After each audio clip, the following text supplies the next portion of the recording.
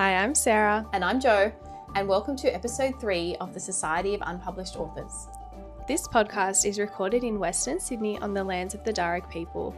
We pay our respects to the original custodians and storytellers of this land and to the elders past and present. Okay, I'm going to set the scene for you. About a year ago, Sarah and I came up with an idea for a picture book for 3 to 5 year olds, early childhood audience. We had a great catchy title. We had a fantastic idea. We'd written a first draft. Then one day I am unpacking the new books at work and I pull out our book out of a box. Unfortunately, our book does not have our names on the cover. Our book has been written by somebody else. And we were absolutely devastated, weren't we? Yes, that's so disheartening to find out this story that we've been working on was published by someone else. Absolutely. And unfortunately, it has happened again, only very recently, with another practically identical book, practically identical title. I think there was one word different in the title. Yes, and an unusual premise, can I just say? I do think that Jo's house may be tapped. That is where we come up with our ideas, and they seem to be getting stolen. But others may just say there's nothing new under the sun. I think, my house is not tapped. I think the universe, everyone's tapping into the same universe and the same zeitgeist and the same ideas. But it does feel like an absolute, gut punch when our book baby, it comes out into the world and it's not written by us. There is a slight glimmer of hope, though, to think, okay, it's a publishable idea. True. If someone else has written it and people have loved it and it's had a launch and it's shown up to your library, you know what? Maybe we're onto something. I love that. That's a good positive spin on what is a very devastating, absolutely devastating situation for us. Yes, we should jot it down as a comp title for when we do submit. Totally. Yes, comp titles. True. And we have been reading this week Steal Like an Artist, which is by Austin Kleon. This book is a bit of an OG book for creatives. Lots and lots of people have read this book and it's absolute gold. And I just want to read something that he says in the beginning of the book. He says, "Nothing is original. The writer Jonathan Lethem has said that when people call something original, 9 out of 10 times they just don't know the references or the original sources involved. What a good artist understands is that nothing comes from nowhere. All creative work builds on what came before. Nothing is completely original." And it even says it in the Bible. There is nothing new under the sun. I love this. I have not read his book, but I did listen to his TED Talk, and he calls himself a creative kleptomaniac. And I love that. He made a family tree of where his inspiration came from and where their inspiration came from, and it went back to the 1700s, and he was able to trace this idea he thought of in his house and he started to put out into the world. He could actually trace back people that had been doing it for hundreds of years. So let's go with that mindset. Nothing's original. We're all building on each other's ideas. And what does that mean for our writing? Yeah, I love that. So we've got that theory that it's like a family tree of building. And then there's also that idea that Elizabeth Gilbert has in her book, Big Magic. This is a little bit woo-woo. Not everyone will be on board with this idea. Woo-woo? Woo-woo. She says that ideas are out there, and if an idea comes to you and you do nothing with it, it's going to go and find somebody else. And your idea is going to come out through someone else. And look, that may be what's happened to us. We did write a first draft and then didn't really do much more with it, but we had intended. Yes, and then I had a second baby and our draft lay to the side for a little bit. It did, yeah. But we have revisited it. We have revisited it, and you know what? I think we're just going to be a bit more proactive with our fresh ideas. We actually have quite a few more ideas. Ideas are never our problem. It's the getting the idea into a story. Yes, and also doubting the way that you have put your idea out. I've written so many stories or half stories and I'm like, the idea is fabulous. And I write it and I go, yeah, but it's such a cool idea. Would it start like that? Is that how it would open? Or would they say that while they're on this cool adventure and you start to, and then your idea goes nowhere? And is it better to have an amazing idea and nothing to show for it, or to actually put your idea into a piece of work and have it become alive in that way? Oh my goodness, what a good question. And I think, just remembering that an idea is not a story. Yes. Which is sad. Harsh reality. Yeah, ideas are fun to get. Stories can be hard to write. And redrafting, or writing is rewriting. All those ideas are so true. You're never going to write down a perfect first draft. First, you have to actually do the work. And sometimes doing the work is not as fun as getting the idea. During our research, we read the book Use Your Words by Catherine Devaney. She has a question. The thing I want to write has already been written. What do I do? She says, A, no, it hasn't. That's just an excuse. No one has ever written your thing your way. I love that. So just because our idea that we think is our idea, which is not really our idea because there's nothing new under the sun, the idea that we think is our idea is already out there. So we don't actually have to give up on writing our idea. Is that what you're saying? Yes, and I think a good example is I am an early childhood educator. When we are planning for lessons or events or we're doing follow-ups and extending on learning, what we do is we find multiple sources. So you want to use repetition. If we are doing a book about grandparents, we won't ever just read one book one time. We will look for different family structures or told from different point of views, different levels. Is it a board book? Is it a picture book? And that's how we plan our lessons. So don't just think that because your idea is already out there that it's not useful or it wouldn't be powerful to be shared again. Yeah, I love that. And I find the same thing as a librarian. When I'm planning a story time, I would like 10 books about dinosaurs, and then I'm going to choose the 3 or 4 that I think will suit the audience that I know are going to come. So we should just keep putting our ideas out there. And even when I'm making displays and things, Father's Day, I don't want 2 Father's Day books on my Father's Day display. I want plenty of Father's Day books because they're going to get borrowed and I want lots to replenish it with. Books about anything. So I think in our brain, we know that it's okay to write the same story as someone else, even though it does feel at the time a little bit harsh.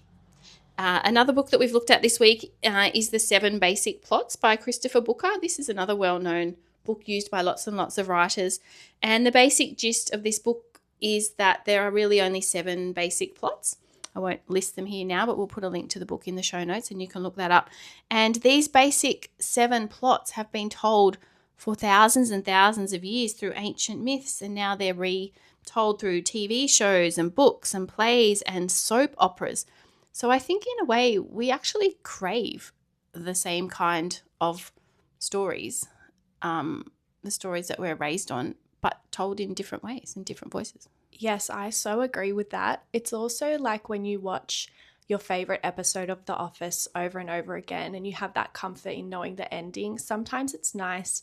I know if I'm sick or I'm not feeling well, I will sometimes read books that are really similar to books I've read before, especially if you're reading like a fiction or a romance, you know how it's going to end. Oh, they're going to end up together. There'll be a conflict about 80% way through the book and it's in a small town, so it'll probably be like this, or it's in a big city. And so you can actually find comfort in the familiarity, and that is so nice when you're reading. Yeah, and it's those tropes. Like we want fantasy tropes to have the same kind of thing. We want romance books to have the same kind of tropes. And it almost feels sometimes a little bit jarring if the author is not following. Like if you have a lovely rom-com and it doesn't have a happy ending, you're a little bit like, ooh, that's not right.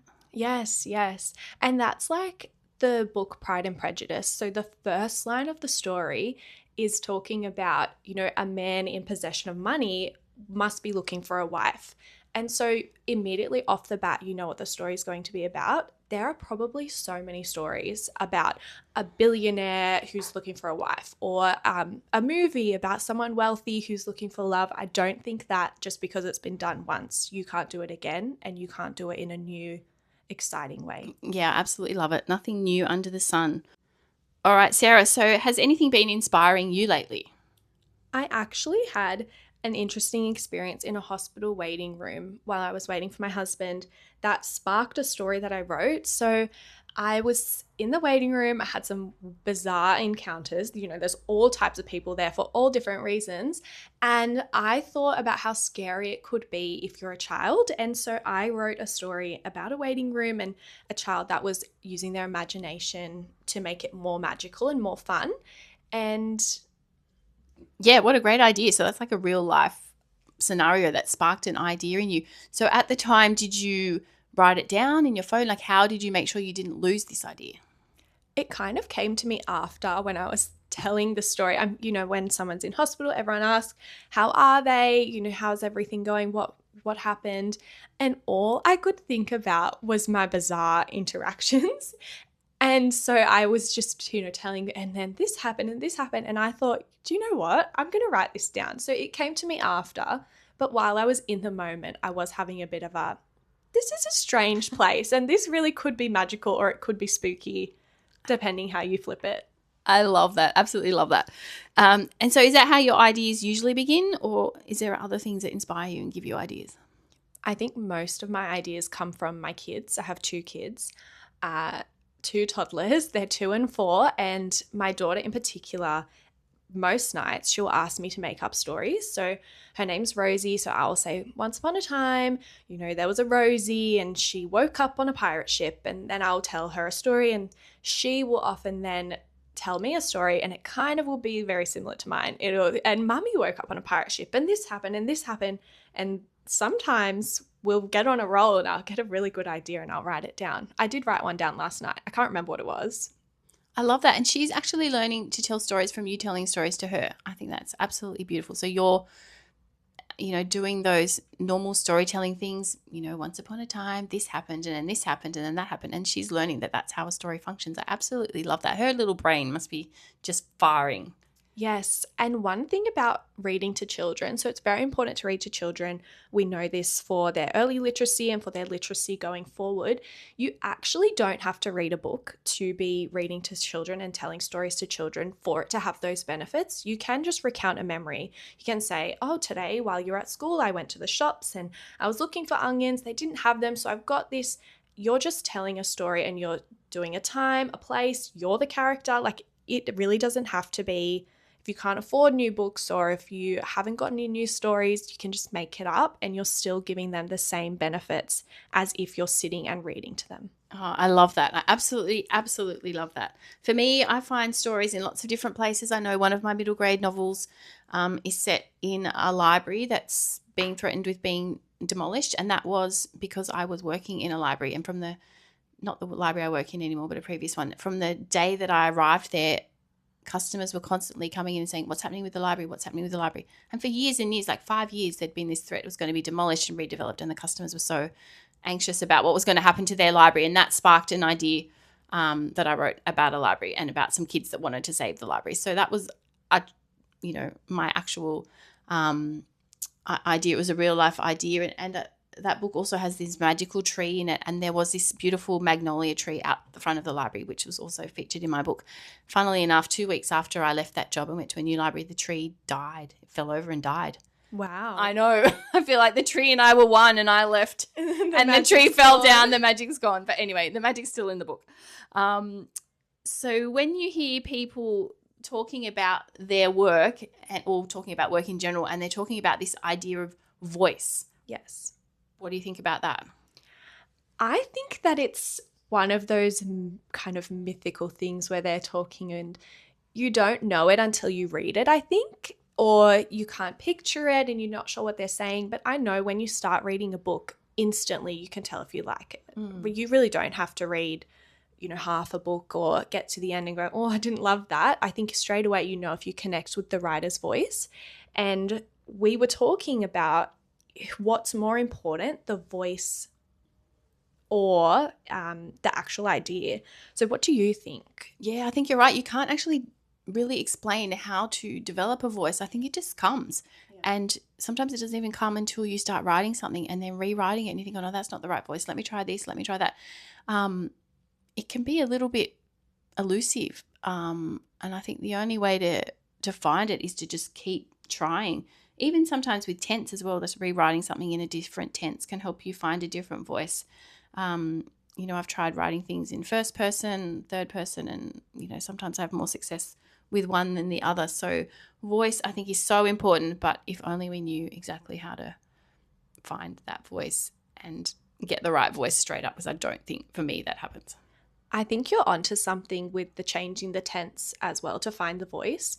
Or even changing maybe the character. So if you've written the character from the point of view of the child, maybe you could write it from the point of view of the child's imaginary friend or of their pet or of their little sibling, and you might find that by writing from different angles, you're able to find your voice and find the way you want the story to go. Yeah, I love that. I remember hearing, I think it was Jacqueline Moriarty who writes these really epic books for kids, and she was saying that for one of her books, I think it's, I can't remember the name of it, so I'm not going to say the name in case I get it wrong, but she actually wrote each chapter of that book in a different cafe, because in each chapter it was almost like a mini quest. So she wanted to feel differently and to have a different atmosphere for each chapter. And I thought it was really interesting. Yeah, That's so interesting. I don't think there's enough cafes around here that I could write in a different cafe, but I don't know where she lives. Yeah, that's so interesting to think about how your environment could affect the words that you're putting down. Yeah, I do think that's interesting. I write some books on my phone and then I'll revisit it on a computer. I actually think I write better on my phone, to be honest, because I think it's more spur of the moment, creative thought, quickly jotting it down.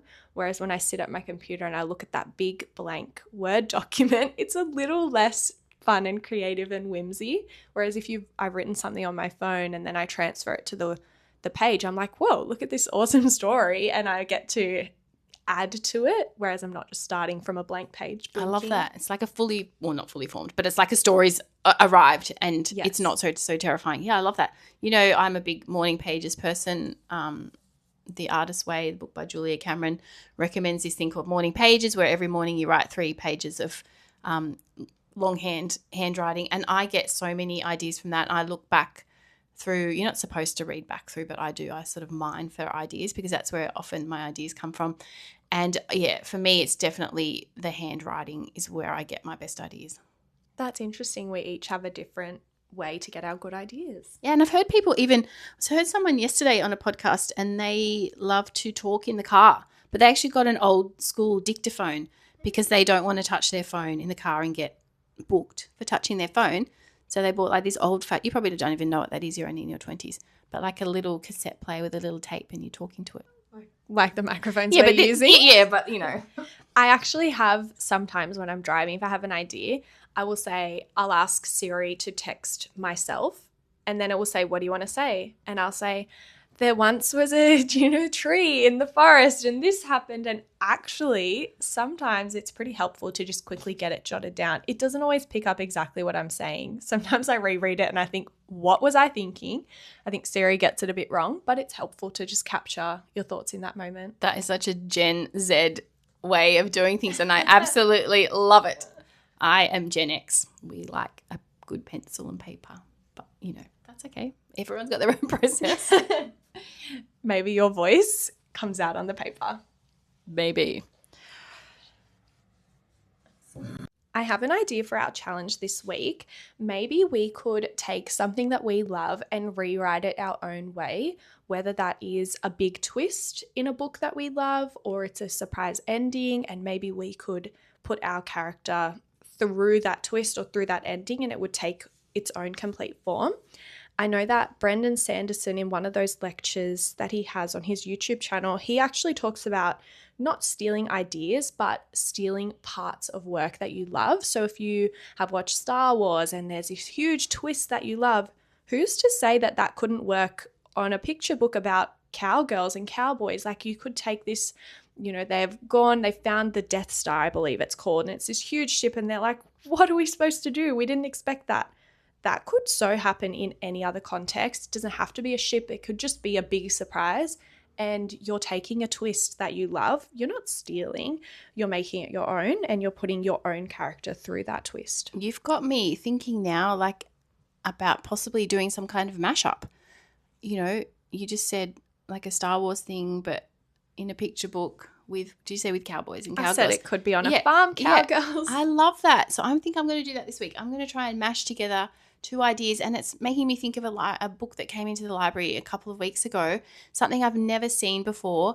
It was a mashup of a graphic novel and a verse novel for middle grade, and I thought, okay, I've never seen that. So interesting. Yeah, it did seem original, even though the 2 verse novels are not original, graphic novels are not original, but this person, and this may have been done before and I just don't know about it, but put them together, and it was really cool and it was really surprising. So I think I'm going to do that this week. I'm going to try and mash up 2 ideas and see what happens. Just, bring them together. Yeah. Another thing we could do is look at the original and then look at a remake, like The Taming of the Shrew and 10 Things I Hate About You, the movie, and just see how the exact same story in a different context is completely new. I love that. And we could probably find so many more examples like that of retelling.